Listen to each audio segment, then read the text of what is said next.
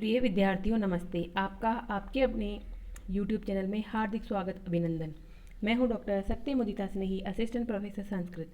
हम बौद्ध दर्शन का एक सामान्य परिचय पढ़ने के बाद कल प्रतीत्य समुत्पाद को शुरू कर चुके हैं, जो कि बौद्ध दर्शन का कारण कार्यवाद का सिद्धांत है। इसके अनुसार हमने कल इसकी भूमिका और एक परिचयात्मक लिया वर्णन, जिसमें हमने देखा कि ये जो प्रतीति समुत्पाद है यह बौद्ध दर्शन का केंद्रीय सिद्धांत है। इसी सिद्धांत से निकला है इसका अनात्मवाद, कर्मवाद, क्षणभंगवाद इत्यादि जो वाद हैं वह इसी पर टिके हुए हैं। क्योंकि यह जो शब्द हमें बताता है वह क्या अर्थ बता रहा था इसका, प्रतीत्य अर्थात निर्भर, आश्रित, यानी प्रतीति, प्रतीत्य अर्थात प्रतीति, और उत्पाद के आगे लग गया समुपसर्ग, समुत्पाद, यानी अच्छी प्रकार से उसकी उत्पत्ति होना, यानी किसी पर निर्भर होकर किसी अन्य चीज़ की उत्पत्ति होना, किसी कारण पर निर्भर होकर किसी कार्य की उत्पत्ति होना। तो इस प्रकार प्रतीत्य समुत्पाद हमने देखा था। हेतु प्रत्यय अपेक्षो भावानाम उत्पादः प्रतीत्य समुत्पादार्थ है। अगर आपको एक लाइन में समझा ना हो, छोटे प्रश्नों में भी आपके आता है प्रतीत्य समुत्पाद का अर्थ बताइए, तो आप ये इतना ही बता के छोड़ देंगे तो भी आपको पूरे नंबर मिल जाएंगे। विस्तार से 15 नंबर वाले क्वेश्चन में या 10 नंबर वाले में आता है तो आप इसको पूरा विस्तार से बताएंगे। इसका सभी प्रकार से जो है पारमार्थिक दृष्टि से इसका अर्थ और सापेक्ष दृष्टि से इसका अर्थ बताएंगे। अस्मिन् सति इदं भवति, यानी किसी कारण के होने पर कोई कार्य होता है, इस प्रकार से यह है। फिर हमने इसमें देखा कि प्रतीत्य समुत्पाद बहुत ही महत्वपूर्ण है बौद्ध के लिए। भगवान बुद्ध ने इसको स्वयं धर्म की संज्ञा दी है और अनुलोम और प्रतिलोम दोनों रीतियों से इस पर विचार किया है। और ये जो है साधारण मनुष्य के लिए इसको समझना बहुत ही कठिन है, क्योंकि साधारण मनुष्य जो है तृष्णा से आसक्त रहता है, तृष्णा में ही लगा रहता है। फिर हमने देखा था कि इसके जो है 12 चक्र हैं, 12 इसके अंग हैं। चक्र तो एक ही है, 12 इसके अंग हैं, तो इसलिए इसको द्वादश अंग चक्र या द्वादश निदान चक्र भी कहा जाता है। और इसका अन्य नाम है भव चक्र, संसार चक्र, जन्म मरण चक्र, धर्म चक्र इत्यादि। क्योंकि इस में जो 12 अंग गिनाए गए हैं उसमें संसारिक सारी बातों की व्याख्या हो जाती है कि किस प्रकार से या क्यों हमारी उत्पत्ति होती, क्यों हम किसी इच्छा को करते हैं, क्यों हम भोगों के प्रति लालायित रहते हैं, क्यों हमें जो है जन्म लेना पड़ता है, इत्यादि सब इसमें बता दिया गया है। तो इस प्रकार से हमने यहाँ देखा था कि यह जो 12 अंग हैं वह प्रथम 2 अंग तो हमारे भूतकाल से संबंधित हैं, फिर अंतिम जो लास्ट के 2 अंग हैं वह भविष्य काल से संबंधित है, और बीच के जो 8 अंग हैं वह वर्तमान काल से संबंधित है। तो इस प्रकार इसमें तीनों कालों की ही बात हो गई थी। अब हम देखते हैं इसमें कि इसका जो 12 चक्र हैं उस चक्र में सबसे प्रथम चक्र की जो प्रथम कड़ी है वह क्या है। तो चक्र की प्रथम कड़ी है यहाँ अविद्या। तो विस्तार से देखते हैं आज हम इसको।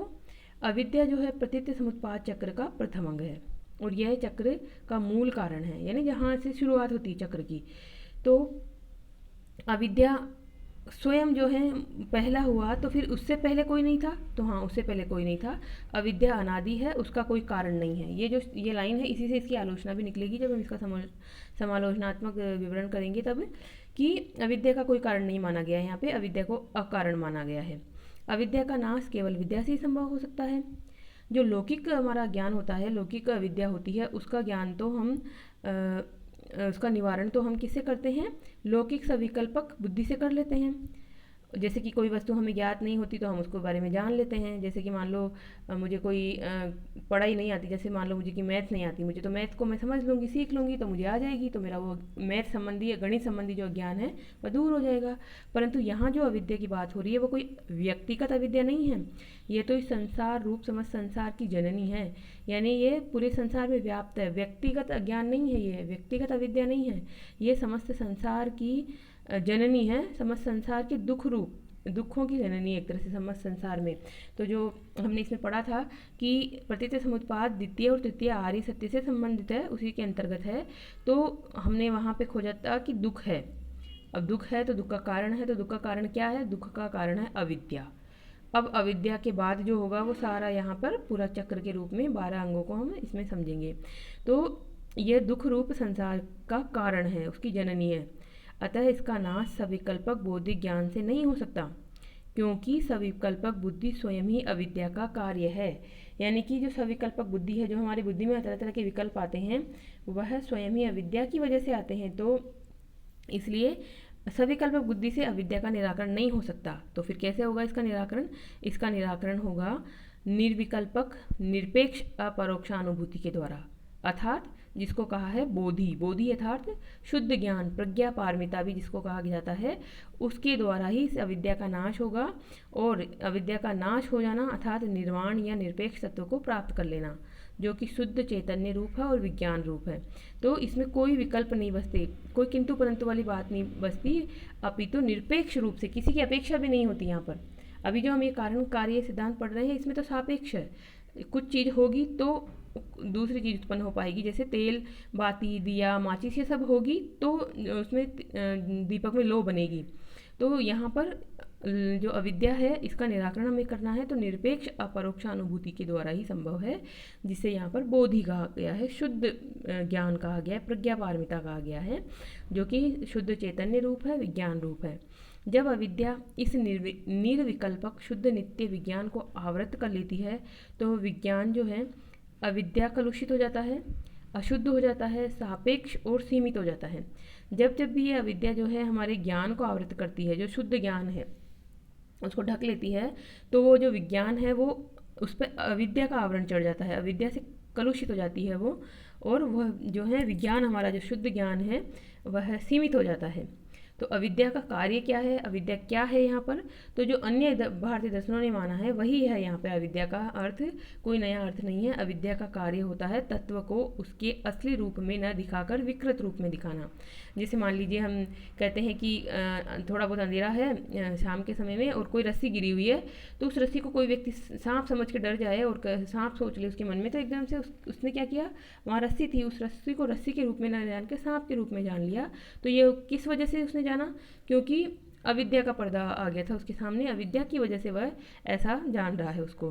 तो अविद्या का कार्य क्या होता है? तत्व को उसके असली रूप में न जानकर विकृत रूप में जानना, तत्व के स्वरूप को आवृत करके उसे अन्य आरोपित रूप में दिखाना। जैसे मैंने आपको उदाहरण दे दिया कि रस्सी को सर्प समझ लेना अविद्या के द्वारा होता है, अविद्या का कार्य है। असीम निर्विकल्प अद्वैत तत्व को बुद्धि के विकल्पों, कोटियों या अंतों में सीमित करके सापेक्ष रूप में प्रतीत करना। अब जो अद्वैत वेदांत वगैरह मानते हैं कि जिस प्रकार से ब्रह्म एक ही है, निर्विकल्पक है, उसमें कोई भी दूसरा तत्व नहीं है, तो उसी प्रकार से यहाँ पर भी यही बात है कि जो असीम निर्विकल्पक अद्वैत तत्व होता है, उसको हम बुद्धि के विकल्पों की वजह से उसको सीमित कर देते हैं, उस पर दूसरे दूसरे आवरण चढ़ा देते हैं। तो इस प्रकार सापेक्ष रूप में वो प्रतीत होने लगती है हमें चीज़ें, तो यह अविद्या की वजह से होता है। अद्वैत को द्वैत में और एक को अनेक में प्रतीत कराना, ये अविद्या के कार्य हैं, जो अन्य दर्शनों ने भी माने हैं और बौद्ध दर्शन ने भी यही माना है। तो ये जो अविद्या है, यह कार्य कर्म संस्कारों के द्वारा करती है। अब यह अविद्या जो है ऐसा क्यों करती है, किस कारण से हो पाता है? तो कर्मों के संस्कार होते हैं हमारे, हमने कुछ कर्म किए हैं, इस जन्म में भी करते हैं, पूर्व जन्म में भी किए हैं। तो आपको ये भी यहाँ पर ये भी बता दूं मैं कि बौद्ध दर्शन में कर्म सिद्धांत को बहुत प्रतिष्ठित किया गया है, और पूर्व जन्म के जो कर्म थे हमारे, उनके संस्कारों की वजह से हम वर्तमान जन्म में दुख भोग रहे हैं, और वर्तमान जन्म में हम जो भी कर्म करेंगे उससे हमारा फिर से पुनर्जन्म होगा, और हमारा ये जो जन्म मरण का चक्र है वो चलता रहेगा। इस चक्र पे जो है रोक कब लगती है? जब हमें निर्वाण मिल जाता है, जब हमारा पूर्णतः ज्ञान उत्पन्न हो जाता है, तो हम जन्म मरण के चक्र से छूट सकते हैं। तो यहाँ पर है कि अविद्या यह कार्य कर्म संस्कारों के द्वारा करती है, अविद्या से संस्कार उत्पन्न होते हैं। अब जो हमने कल 12 कड़ी में मैंने आपको याद भी कराया था, इसकी ट्रिक भी आपको बताई थी। क्या ट्रिक बताई थी, याद होगी आपको? जो है अश विना षड स्पर्श वेत्री उभजाज, ये जो आपको ट्रिक बताई थी, ये ट्रिक आपको याद रखनी है ताकि आपको परीक्षा में तुरंत जो है याद आ जाए कि इसमें कौन से 12 अंग हैं। तो यहाँ पर बताया जा रहा है अविद्या, अविद्या से संस्कार उत्पन्न होते हैं, द्वितीय अंग पे पहुंच गए अब हम। अभी संस्कार क्या होता है? तो संस्कार का अर्थ है कर्म संस्कार, अर्थात संस्कारों के रूप में सिंचित कर्म। हमारे जो सिंचित कर्म है, जो पूर्व जन्म में हमने कर्म किए थे, उसकी वजह से कुछ कुछ उसके संस्कार हमारे मन में रह गए। जैसे कई बार होता है कि कोई जो बच्चा होता है वो जन्मजात बहुत प्रतिभावान होता है, तो उसमें क्या होता है, पहले के जन्म के संस्कार कुछ ज़्यादा उसमें उद्भूत होते हैं, तो इस वजह से उसका जो है बहुत सारी जो मेमोरी पावर या कुछ कुछ भी ऐसा कह सकते हैं कि उसे ज्ञान काफ़ी तेज होता है, तो पूर्व जन्म के संस्कार उसमें निहित होते हैं। तो यहाँ विज्ञान का जो अर्थ है वह है सीमित सापेक्ष सविकल्पक विज्ञान, अर्थात सीमित सापेक्ष सविकल्पक विज्ञान। पहले हमने अविद्या देखा, दूसरी कड़ी में हमने संस्कार देखा, अब तीसरे पे पहुंच रहे हैं हम विज्ञान। विज्ञान क्या होता है? विज्ञान का मतलब होता है सीमित सापेक्ष सविकल्पक विज्ञान। और ये कैसे उत्पन्न हुआ विज्ञान? संस्कार से विज्ञान उत्पन्न हुआ, यानी कि अविद्या से संस्कार उत्पन्न हुए और संस्कार से विज्ञान उत्पन्न हुआ। और ये विज्ञान कैसा है? विज्ञान का मतलब आप यहाँ पर विशिष्ट ज्ञान ना समझिएगा, इसका मतलब है सीमित ज्ञान, सापेक्ष ज्ञान, अर्थात अविद्या और कर्म संस्कारों से कलुषित विज्ञान। क्योंकि इससे पहले दो चीज़ें आ गई, तो इन दोनों की वजह से उत्पन्न होने वाली तीसरी चीज़ है ये। तो अविद्या और कर्म संस्कारों से कलुषित हुआ, व्याप्त हुआ विज्ञान है ये। अविद्या और कर्म संस्कार कारण शरीर है, जो शुद्ध चैतन्य को आवृत कर उसे सीमित व्यक्तिगत विज्ञान के रूप में प्रतीत कराता है। अब ये जो देखिए, थोड़ा आगे बढ़ा देती हूँ मैं इसको, आराम से आप देख पाएँ कि अविद्या और कर्म संस्कार जो है वो क्या है? कारण शरीर हैं, जो शुद्ध चैतन्य को आवृत कर उसे सीमित व्यक्तिगत विज्ञान के रूप में प्रतीत कराता है। यानी एक एक व्यक्ति का सीमित विज्ञान, सीमित उसका ज्ञान है, उसके रूप में प्रतीत होता है यहाँ पर। और उसे जन्म चक्र, जन्म और मृत्यु का जो चक्र है उसमें व्यक्ति घूमता रहता है। विज्ञान से क्या होता है? नाम रूप उत्पन्न होता है। अगला जो है विज्ञान के बाद नाम रूप आता है चौथी कड़ी में, चौथे अंग में। तो नाम रूप उत्पन्न हुआ। अब ये नाम क्या होता है? तो नाम होता है मानसिक तत्व, एक तरह से मानसिक भाव। और रूप क्या होते हैं? रूप का मतलब होता है भौतिक पदार्थ, यानी कि भौतिक तत्व इसमें है। अब नाम और रूप दोनों को सम्मिलित रूप से हम क्या करेंगे? अर्थ लेंगे। तो नाम और रूप का अर्थ हुआ मानसिक भावों तथा भौतिक पदार्थों के संघात से बना हुआ ये शरीर। यानी नाम रूप का अर्थ हुआ यहाँ पर शरीर, जिसमें मानसिक भाव भी है, यानी हमारा मन भी है, और इसमें हमारा शरीर भी है, भौतिक तत्वों से युक्त ये जो हाथ पैर से युक्त शरीर भी है, और हमारा आंतरिक जो भाव है मन, वो भी इसमें है। इससे युक्त जो शरीर है उसको नाम रूप कहा जाता है। अविद्या संस्कार निर्मित कारण शरीर से आवृत विज्ञान कर्म फल भोगने के लिए शरीर की अपेक्षा रखता है। अब हमें कर्मों के फलों को भोगना है, तो जब शरीर धारण करेंगे तभी तो कर्मों के फलों को भोग पाएंगे। तो वापस से देखो, पूरी कड़ी पहले से जुड़ी हुई है वापस। अविद्या और संस्कार से निर्मित हुआ कारण शरीर, उस कारण शरीर से आवृत हो गया विज्ञान।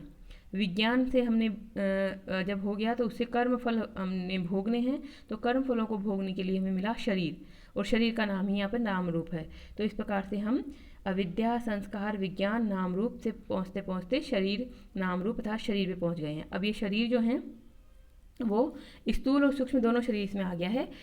तो स्थूल मतलब जो हमारा ये भौतिक शरीर है जो हमें दिख रहा है, और सूक्ष्म यानी आंतरिक शरीर, मानसिक जो मन होता है उसके अंदर हमारी जो धारणाएं होती है वो सूक्ष्म शरीर होता है। तो ये जो सूक्ष्म शरीर है इसमें क्या होता है? इंद्रियां मन आदि उपकरण होते हैं। शरीर के उपकरण कौन से हैं? इंद्रियां मन आदि इसके उपकरण है, साधन है। अतः विज्ञान से नाम रूपात्मक संघात उत्पन्न होता है, जिसमें विज्ञान प्रविष्ट रहता है। तो जो विज्ञान है उससे नाम रूपात्मक संघात उत्पन्न हुआ, यानी कि शरीर उत्पन्न हुआ हमारा, और जिसमें ही विज्ञान रह पाता है, प्रविष्ट रहता है, विज्ञान रहता है। इस प्रकार नाम रूप का क्या अर्थ हुआ? विज्ञान से अनुप्राणित मनोभौतिक शरीर। अब देखो, नाम रूप को और थोड़ा विस्तृत कर देते हैं। अभी तक हमने नाम को जाना मानसिक तत्व, रूप को जाना भौतिक तत्व, फिर नाम रूप को दोनों को मिला के कहा शरीर। अब शरीर अकेला शरीर नहीं, शरीर में विज्ञान तत्व भी होना चाहिए। तो नाम रूप का मतलब हुआ विज्ञान से अनुप्राणित मनोभौतिक शरीर, मन और भौतिक शरीर दोनों मिलकर नाम रूप कहलाएगा। तो नाम रूप हो गया, चलो ठीक है। पर नाम रूप जो है, नाम रूप से षडायतन उत्पन्न होते हैं। अगली कड़ी पे पहुंच रहे हैं हम, पांचवी कड़ी पे। षडायतन का क्या मतलब होता है? षड यानी षट, संस्कृत को का इसमें ज्ञान आवश्यक है। षट प्लस आयतन, इसको तोड़िए, दो शब्द हैं इसमें। षट मतलब छः, आयतन का मतलब होता है शाब्दिक अर्थ होता है घर। तो छः जो चीज़ें, छः वस्तुएं, छः घर जिसमें रहता है हमारा मन और अंतःकरण इत्यादि। तो यहाँ पर छः आयतन क्या चीज़ हैं? पांच बाह्य इंद्रियां और एक अंतःकरण यानी मन। छह चीज़ें बतानी है हमें यहाँ पर। तो पांच बाहरी इंद्रियां और एक मन, जिसको आंतरिक इंद्रिय भी कहते हैं, वह है यहाँ पर षडायतन। इन छह इंद्रियों की संज्ञा ही यहाँ पर षडायतन है। विज्ञान से अनुप्राणित नाम रूपात्मक मनोभौतिक शरीर में रूप रस गंध स्पर्श तथा शब्द का ग्रहण करने वाली चक्षु जिह्वा घ्राण काय और श्रोत्र नामक पांच इंद्रियां हमारी रहती है। तो यहाँ पर रूप, रस, गंध, स्पर्श और शब्द ये विषय हैं। इन विषयों को भोगने वाली, इनको करने वाली कौन कौन सी इंद्रियां हैं? तो चक्षु, जिह्वा, घ्राण, काय और श्रोत्र, इस प्रकार से 5 तो ज्ञानेंद्रियां हैं। और मनोभावों का ग्रहण करवाने वाली हमारी मन नामक छठी इंद्री है, सिक्स सेंस। आप कई बार सुनते होंगे कि इसका सिक्स सेंस बहुत तेज है, यानी इसका मन जो है उसमें कई बार ऐसे पहले से ही आभास हो जाता है कि क्या होने वाला है, क्या अच्छा होने वाला है, क्या बुरा होने वाला है। तो मन नामक छठी इंद्रिय होती है जो हमारे अंदर निहित होती है, इसलिए इसको अंतः इंद्रिय भी कहते हैं, आंतरिक इंद्रिय भी कहते हैं। ये कुल 6 आयतन या इंद्रियां हैं जो भोग करने के उपकरण या साधन हैं। भोग के उपकरण है ये। जब हमारे पास जो है मुख है तो हम कुछ खाएंगे, जब हमारे पास नासिका है तो हम कुछ अच्छा गंध वगैरह सूंघेंगे, हमारे पास कान है तो हम कुछ सुनेंगे। तो इस प्रकार से यहाँ पर त्वचा है तो हम स्पर्श करेंगे। तो ये जितने भी भोग हैं उनको भोगने का साधन यहाँ पर इंद्रियाँ होती हैं। अब इंद्रियाँ आ गई, ठीक है। इंद्रियाँ आने से क्या हुआ? तो षडायतन से स्पर्श उत्पन्न होता है। स्पर्श अगली कड़ी पे हम पहुँच रहे हैं, छठी कड़ी पे, स्पर्श पे। तो स्पर्श क्या होता है? स्पर्श का शाब्दिक मीनिंग है संपर्क। कोई चीज़ हमने स्पर्श की यानी संपर्क हुआ हमारा उससे। तो स्पर्श का अर्थ यहाँ पर हुआ इंद्रिय का विषय से संपर्क। इंद्रिय यानी हमारी इंद्रियां, और विषय यानी कोई सामने जो विषय पड़ा है उससे हमने संपर्क किया, हमने उसको भोगा। और ये कैसा संपर्क था? विज्ञान से अनुप्राणित था ये। तो स्पर्श का अर्थ हुआ यहाँ विज्ञान अनुप्राणित इंद्रिय का विषय से संपर्क होना। तो इस प्रकार से हमने यहाँ पर देखा कि षडायतन से स्पर्श उत्पन्न हुआ। अब ये जो इंद्रियां हैं, इन इंद्रियों की नैसर्गिक प्रवृत्ति ही इस संपर्क की होती है। हमारी इंद्रियां होती ही इसलिए है कि वह कुछ संपर्क कर सके। हमारे पास अगर जो है जीभ है तो हम कुछ टेस्ट करेंगे उससे, हमारे पास आंखें हैं तो जरूर हम उनको कुछ ना कुछ उसको देखेंगे। तो स्वाभाविक प्रवृत्ति होती है, नैसर्गिक प्रवृत्ति होती है इंद्रियों की कि वो उसके विषय की ओर भागती है। तो जब स्पर्श होता है तो स्पर्श से क्या होता है? संवेदना उत्पन्न होती है। वेदना जिसको कहा जा रहा है यहाँ पर, 7वीं जो कड़ी है इसमें वेदना कहा जा रहा है। इसको समझने के लिए आप इसके आगे सम उपसर्ग समझ लीजिए तो आपको याद हो जाएगा अच्छे से ये कि स्पर्श से वेदना उत्पन्न होती है। अर्थात वेदना का क्या अर्थ है? संवेदना, इंद्रिय संवेदन, सेंसेशन, इंद्रियानुभव। ये जो संवेदना है या वेदना है वो 3 प्रकार की होती है, सुख रूप, दुख रूप और उदासीन। यानी हमें कभी जो है सुख का ज्ञान होता है, कभी हमें दुख का आभास होता है, और कभी उदासीन होकर बैठे रहते हैं, हमें कुछ पता ही नहीं होता कि हम सुखी हैं या दुखी हैं। तो हमारे जो है इंद्रिय संवेदन, जैसे कहते हैं कि आंसू जो आंखों से निकल रहे हैं तो खुशी के भी आंसू होते हैं तो सुख रूप हो गए, और दुख के भी आंसू होते हैं तो दुख रूप हो गए। और कुछ व्यक्तियों को कितना भी दुख हो, कितना भी कुछ हंसी का माहौल हो, ना उनके आंसू आते हैं ना उन्हें कोई अंदर से पीड़ा होती, तो उदासीन होते हैं। तो इस प्रकार से वेदना 3 प्रकार की होती है यहाँ पर। अब वेदना से तृष्णा उत्पन्न होती है। तृष्णा क्या होती है? तृष्णा का शाब्दिक अर्थ होता है पिपाशा, प्यास। जैसे आपने पढ़ा होगा हिरण की जो तृष्णा होती है, मृग मरीचिका जिसको कहते हैं, मृग तृष्णा। तो तृष्णा का मतलब है प्यास। तो ये जो इंद्रिय उपभोग है, इस इंद्रिय उपभोग की तीव्र इच्छा या सांसारिक सुखों के उपभोग के प्रति उत्कट राग। सांसारिक विषय भोग है, जैसे कि हम कई बार सोचते हैं कि नहीं मुझे तो गाड़ी चाहिए, मुझे तो बंगला चाहिए, मुझे तो इतने मार्क्स चाहिए, मुझे तो ये चाहिए, मुझे तो वो चाहिए। इस तरह का जो हम अंदर इच्छा पैदा करते हैं वो भी बहुत उत्कट इच्छा। तो वही आपकी प्यास होती है उस चीज़ के प्रति, उस चीज़ को पाने की आपकी लालसा। तो वेदना से तृष्णा उत्पन्न हुई। आप अब तृष्णा उत्पन्न हो गई तो फिर क्या होगा? तो उपादान उत्पन्न होगा तृष्णा से। तो यहाँ पर जो है वेदना से तृष्णा हो गई, और तृष्णा जो है वो क्या है? उत्कट राग है। यह विषय आनंद पान की तीव्र पिपासा है। विषय का आनंद हम पाना चाहते हैं, विषय को भोगना चाहते हैं, उसके प्रति हमारी तीव्र प्यास ही यहाँ पर जो है तृष्णा है। अब तृष्णा से उपादान उत्पन्न होता है। उपादान क्या होता है? थोड़ा अलग अर्थ है इसका उपादान का यहाँ पर बौद्ध दर्शन में। इसका मतलब होता है आसक्ति। आसक्ति यानी उससे चिपक के रहने की इच्छा। एक बार भोग कर लिया, ठीक है, एक बार मिल गई आपको कोई चीज़, अब मुझे हमेशा चाहिए, उससे चिपका ही रहूँगा। मतलब यानी कि जैसे मान लो जो किसी ने कुछ चीज़ खाई और उसको एक बार में तो खाई, एक बार अच्छी लग गई, अब हमेशा के लिए वो कहता है कि मुझे तो हमेशा ये खानी है। या आइसक्रीम के प्रति किसी बच्चे की जो है वो एक बार खाई तो स्पर्श किया, उसके बाद उसे उसके प्रति उत्कट राग हुआ, पिपासा हो गई, और अब हमेशा के लिए पाने की, हमेशा उसको मिलती रहे आइसक्रीम, ऐसी उसमें इच्छा जागती है, तो वह होती है आसक्ति। तो उपादान का अर्थ होता है विषय सुख में अति उग्र आसक्ति, अर्थात भोगों से बुरी तरह चिपकना। जैसे गुड़ से चींटा चिपका रहता है। गुड़ में आपने कभी देखा होगा जो मकोड़ा होता है या जो चींटी होती है वो चिपकी रहती है, और वो आपको जिंदा वापस नहीं निकलेगी उसमें से, वो उसमें टुकड़े टुकड़े हो जाएगी कि उसकी जो है आप उस चींटी को वहाँ से हटाना चाहोगे, चींटे को हटाना चाहोगे तो कभी उसका टांग टूट के हाथ में आएगा आपके, और कभी कुछ उसकी कोई और हिस्सा टूट के बाहर आएगा, तो टुकड़े टुकड़े होकर ही बाहर निकलता है। तो इसी प्रकार से विषय भोगों के प्रति जब हमारी बहुत अधिक आसक्ति होती है, अर्थात उपादान होता है, तो हमारा बुरी तरह नाश हो जाता है उसमें। हम बुरी तरह उसमें जो है दुख भोगने लगते हैं। तो उपादान जो है आसक्ति है, उत्कट आसक्ति, अति उग्र आसक्ति है। अब आगे देखिए उपादान से क्या होता है। तो उपादान से भव उत्पन्न होता है। अगली कड़ी पे पहुंच चुके हैं हम। तो उपादान हमने पढ़ा। तो उपादान थी आपकी 9वीं कड़ी। अब हम 10वें पहुंच गए भव। भव का क्या मतलब है यहाँ पर? भव का मतलब है यहाँ पर फल उन्मुख कर्मों के फल भोग हेतु जन्म लेने का संकल्प। भव मतलब जन्म लेने का संकल्प। शॉर्ट में याद रखिए आप, फिर बाद में उसको बड़े में समझाइए कि जन्म लेने का संकल्प हमने किया। हमारे मन में एक संकल्प उत्पन्न हुआ कि मुझे जन्म लेना है। तो भव का मतलब हुआ फल के प्रति उन्मुख होकर फल भोगने के लिए, रीजन है ये। तो फल भोगने के लिए जन्म हुआ हमारा, तो जन्म लेने का संकल्प भव हुआ। और हमने जन्म क्यों लिया, संकल्प क्यों लिया? क्योंकि हम फल भोगना चाहते हैं, हम तरह तरह के विषय भोग करना चाहते हैं, इसलिए हमें इच्छा होती है कि हमें मनुष्य शरीर ही मिले। तो इस प्रकार से भव में क्या होता है, इसको और विस्तृत अर्थ में देखें तो भव वे प्रारब्ध कर्म है जो फल भोग के लिए जन्म लेने हेतु प्रेरित करते हैं। प्रारब्ध कर्म हमारे ये हमें फल भोग करने के लिए जन्म लेने हेतु प्रेरित करते हैं।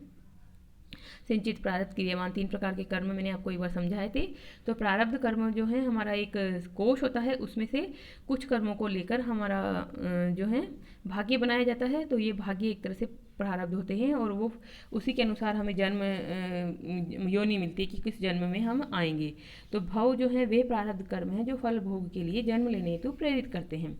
ये कर्म जो है हमारी तीव्र भोगासक्ति के कारण हम में जन्म, और जन्म ही नहीं पुनर्जन्म लेने की उत्कट इच्छा या संकल्प भी उत्पन्न कर रहे हैं। तो ये जो कर्म हैं प्रारब्ध कर्म, जिसको यहाँ भव कहा जा रहा है, उस भाव की वजह से ही हमारे अंदर तीव्र इच्छा हुई, संकल्प उत्पन्न हुआ और फिर हमने जन्म ले लिया। तो कर्म और तज्जन्य संकल्प दोनों भव के अंतर्गत आ जाते हैं। यहाँ पर कर्म भी और कर्मों की वजह से उत्पन्न होने वाला संकल्प दोनों भव के अंतर्गत आ जाता है। अब भव हो गया, ठीक है, आपको इच्छा भी हो गई, संकल्प हो गया, तो फिर क्या होगा? जब मन में इच्छा हो गई तो आप उत्पन्न हो जाओगे, यानी जन्म ले लोगे। तो जाति हो जाएगी आपकी। जाति का शाब्दिक करते हैं यहाँ पे जन्म लेना। तो भव से जाति उत्पन्न होती है। जाति का अर्थ है जन्म, और इसमें ही पुनर्जन्म भी समाविष्ट है। एक बार जन्म नहीं लिया, बार बार जन्म लेना चाहते हो आप, जन्म पुनर्जन्म आपका होता है। तो जाति का मतलब है जन्म और पुनर्जन्म दोनों। अब जाति से जरा मरण उत्पन्न होता है। जैसे ही हमने जन्म लिया, जिस दिन हमने जन्म लिया उसी दिन हमारे भाग्य में बुढ़ापा और मृत्यु लिख दी जाती है। और अगर कोई व्यक्ति जो है बुढ़ापे तक नहीं पहुंचता तो पहले ही उसकी मृत्यु तो होगी, तो कम से कम उसको दोनों में से एक तो भोगना ही पड़ेगा। या तो वो वृद्धावस्था तक पहुंचकर मृत्यु को प्राप्त होगा, यानी दोनों को भोगेगा, या फिर वो युवावस्था में मर जाएगा। तो मरण तो होना ही होना, यानी जिस दिन आपने जन्म लिया 100% मृत्यु आपके भाग्य में लिख दी गई है। जातः से ही ध्रुवम मृत्यु ध्रुवम जन्म मृतस्य च, जो गीता का उपदेश है वो यहाँ पर सटीक बैठता है। तो जरा मरण शब्द यहाँ दुखों के प्रतीक के रूप में प्रयुक्त हुआ है। ये जो शब्द है जरा मरण का शाब्दिक अर्थ नहीं लेना है हमें, यहाँ उसका भावार्थ लेना है। जरा का मतलब तो होता है वृद्धावस्था, मरण का मतलब होता है मृत्यु। पर जरा और मरण दोनों मिलाकर इसका भाव क्या हुआ? दुखों का ये प्रतीक है, दुख है आपके जीवन में। तो जरा मरण इस शब्द से आप यहाँ बताया जा रहा है कि दुख है। जरा का अर्थ वृद्धावस्था है जो स्वयं ही दुख रूप है। अश्वघोष है, उन्होंने जरा की एक परिभाषा दी है, बहुत अच्छी सी परिभाषा देते हुए उन्होंने बताया कि जरा क्या होती है, बुढ़ापा क्या होता है। तो बुढ़ापा जो होता है वो रूप को हर लेने वाला होता है, बल को मिटा देने वाली होती है जरा, शोक की जननी होती है, रति की मृत्यु हो जाती है। इसमें काम भोग नहीं कर सकते हैं बुढ़ापे में, स्मृति का नाश हो जाता है। आपने देखा होगा बहुत से व्यक्ति जो है अल्जाइमर रोग से पीड़ित हो जाते हैं। इंद्रियों का जो है ये शत्रु होता है, इन्हें इंद्रियां काम करना बंद कर देती है। पैर जो हैं आपके उठते नहीं हैं, कमर झुक जाती है, आंखों से दिखाई नहीं देता, कानों से सुनाई कम देता है। तो इस प्रकार से सभी प्रकार की इंद्रियों का जो है जो शक्ति होती है वो क्षीण हो जाती है, खत्म हो जाती है। तो इस प्रकार से यहाँ पर बताया गया है जरा के बारे में। और मृत्यु क्या होती है? मृत्यु तो दुख है ही, क्योंकि मृत्यु से बढ़कर तो कोई दुख और हो ही नहीं सकता। अतः यहाँ पर जरा मरण पद का प्रयोग दुख के प्रतीक के रूप में किया गया है। क्योंकि जरा और मरण दोनों शब्द एक साथ लिया है, क्योंकि बहुत से लोग जो हैं वो बचपन में या जवानी में ही मर जाते हैं, तो उन्हें तो बुढ़ापा तो देखा ही नहीं, तो इसलिए उनके लिए यहाँ पे मृत्यु शब्द से ये बता दिया गया है कि जरा और मरण अर्थात दुख रूप, या तो दोनों भोगोगे आप, या फिर एक को भोगते हुए आप युवावस्था में मर जाओगे तो आप मरण तो भोगोगे। तो मरण जो है खुद के लिए भी दुख है, मनुष्य जो मर रहा है उसके लिए भी, और जो उससे संबंधित व्यक्ति होती है उनको भी वो दुखी करके जाता है। तो मृत्यु तो है, दुख है। कोई भी व्यक्ति स्वाभाविक रूप से मृत्यु नहीं चाहता है। जब दुखी होता है तभी कोई व्यक्ति आत्महत्या इत्यादि करता है, बहुत ज़्यादा दुखी होता है। तो मृत्यु दुख ही है। तो यहाँ पर क्या है कि मरणोपरांत भी ये जो चक्र है चलता रहता है, ये नष्ट नहीं होता है, क्योंकि अविद्या और संस्कार इस चक्र को चलाते रहते हैं। अविद्या और संस्कार से ये चक्र चलता रहता है। इस चक्र का नाश इसके मूल कारण अविद्या के नाश से ही संभव है। तो क्या ये चक्र हमेशा ही चलता रहेगा? क्या हम हमेशा ही जन्म लेंगे और मरेंगे और फिर से जन्म लेंगे? तो नहीं। अगर आप अविद्या के नाश को कर पाएँ तो आप जो हैं इस जन्म मरण के चक्र से छूट जाएंगे, और इसी को यहाँ पर निर्वाण कहा गया है, यानी अविद्या का नाश अर्थात निर्वाण को प्राप्त हो जाना, जो कैसे होता है? अपरोक्षानुभूति से होता है। यानी अविद्या का नाश और परोक्षानुभूति से होता है, जिसका अर्थ है निर्वाण। निर्वाण यानी परम ज्ञान हो जाना, परम आपको जो है विशुद्ध ज्ञान हो जाना। तो उपयुक्त ये जो वर्णन है ये क्या है? प्रतीत्य समुत्पाद का जो है इसमें अनुलोम और विलोम प्रतिलोम दोनों ही अर्थों से इसको हमें देखना है। तो अब ये अनुलोम और प्रतिलोम क्या शब्द होते हैं? अनुलोम का मतलब होता है सीधा। तो कारण से कार्य की ओर बढ़ते हैं तो इसको कहते हैं अनुलोम वर्णन, अर्थात अविद्या से जरा मरण तक हमें पहुंचना है। चक्र को आप चलाइए पूरा। अविद्या से संस्कार उत्पन्न हुए, संस्कार से विज्ञान, विज्ञान से नाम रूप, नाम रूप से षडायतन, इस तरह से करते करते आप जरा मरण तक पहुंच जाइए। अब इसका प्रतिलोम अर्थ क्या होता है? प्रतिलोम का मतलब होता है कारण से कार्य पर जाना, यानी कि विपरीत दिशा में चलिए आप, जरा मरण से वापस आप अविद्या तक पहुंचिए। तो जरा मरण जो है वो जो है उत्पन्न किसकी वजह से हुए थे? तो जाति की वजह से। इस प्रकार से चलते चलते आप अविद्या पे पहुंच जाओगे। उसकी पहली जो कड़ी है वह अविद्या है। पहला जो इसका अंग है 12 अंगों में वह अविद्या है। तो अब यहाँ पर हम इसको जो है विचार करते हैं, प्रश्नों के रूप में विचार करते हैं कि किस तरह से हम जरा मरण से अविद्या तक पहुँचते हैं। तो देखिए, हमें जो है अप्रिय संयोग या प्रिय का वियोग, अप्रिय से संयोग या प्रिय से वियोग हुआ, कोई आदि हुई, कोई व्याधि हुई, कोई शोक, जरा मरण आदि होते हैं, तो वो सब दुख होते हैं। ठीक है, वो दुख क्यों होते हैं? क्यों दुख होते हैं? क्यों आखिर हमें बुढ़ापा आया? क्यों हमें कोई रोग हुआ? क्यों हमने जन्म लिया? तो ये क्यों है? क्योंकि दुख क्यों हुआ? इसका कारण है जन्म लेना। अगर आपने जन्म लिया है तो दुख तो आएंगे ही आएंगे। तो दुख क्यों होते हैं? इसका आंसर है क्योंकि हमने जन्म लिया है। अगर जन्म ही ना लेते तो कोई दुख ही ना होता। फिर हम जन्म क्यों लेते हैं? जन्म भी और अगली बार पुनर्जन्म भी हम क्यों लेते हैं? क्योंकि हमने जन्म लेने के लिए प्रेरित करने वाले कर्म किए थे। हमने कर्म किए थे कभी, उन कर्मों की वजह से हम जो है जन्म लेने के लिए प्रेरित होते हैं। उसको हमें भोगना पड़ेगा, उन कर्मों को जो हमने किया था, तो हमें उनका भोग करने के लिए जन्म लेने की इच्छा होती है। ये कर्म और ये इच्छा क्यों होती है? क्योंकि हम भोगों में आसक्त होकर उनसे चिपक रहे हैं। हमें इच्छा क्यों होती है? हमें जन्म लेने की इच्छा क्यों होती है? क्योंकि हम खुद ही भोगों को भोगना चाहते हैं। हम भोगों को भोगने के लिए जन्म लेते हैं और जन्म लेते हैं हमारा, तो भोगों में आसक्त होकर हम उनसे चिपके रहना चाहते हैं। और ये आसक्ति क्यों होती है? क्यों हम उनसे चिपके रहना चाहते हैं उन भोगों से? क्योंकि हमें भोगों की तृष्णा है, हमें भोगों की प्यास है, हम भोगों को भोगना चाहते हैं। तो ये तृष्णा क्यों होती है?